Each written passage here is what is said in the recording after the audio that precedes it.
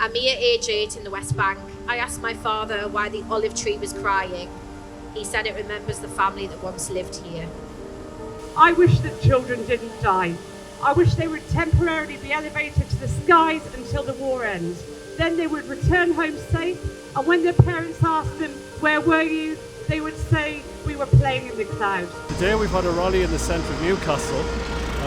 It is our solidarity with the Workplace and Students' Day of Action, which has been called for by Palestinian Trade Unionists.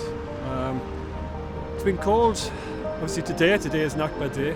Nakba Day was 77 years ago, and it hasn't really ended. Today I read out testimony from people in 1948 talking about fleeing their homes with their keys in their hands, about massacres, about their families being lined up and shot in front of them, and these very things are still happening today in Gaza.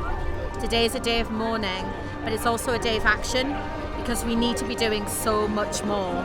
The situation in Gaza is absolutely horrific, with 2.1 million people facing starvation, not as a fluke, not as an accident of nature, but as a consequence of brutal political decisions and collective punishment.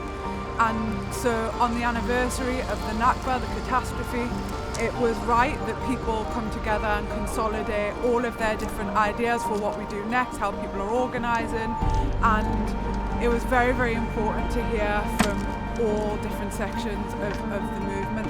The FBU condemns the appalling loss of civilian life, the destruction of large areas of Gaza, including residential buildings, schools, refugee camps and healthcare facilities, and the withholding of water, food and fuel from Palestinian civilians. These actions amount to the collective punishment of Palestinian people by the Israeli forces, illegal under international law. More children were killed in Gaza in the first 4 months since October 23 than in all wars worldwide in the last 4 years. There is no moral or legal case not to ban all arms sales to Israel immediately.